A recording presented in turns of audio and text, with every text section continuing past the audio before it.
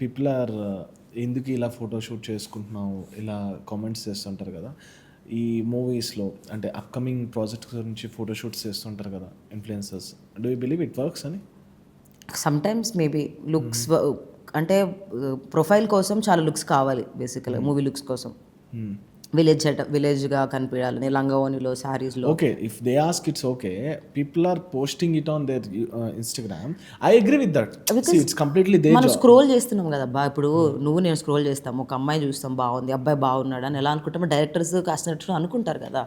So వాళ్ళు ఏంటంటే updated ఉంటే, వాళ్ళు ఎలా ఉన్నారు అప్డేటెడ్ ఉంటే వాళ్ళు సెట్ అవుతారు అని గుర్తొస్తుంది. ఇప్పుడు మనం సినిమా స్క్రిప్ట్ రాశారు డైరెక్టర్, స్క్రోల్ చేస్తున్నారు, నేను నా ఫోటో వచ్చింది, ఈ అమ్మాయి బేబీ చేసింది అని తెలుస్తుంది చూసినప్పుడు.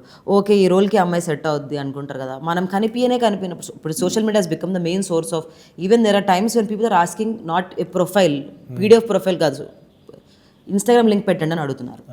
That's how it is changed. So ఉండడం అప్డేటెడ్ ఉండడం తప్పలేదు. It will help, I think it will help some or the other way.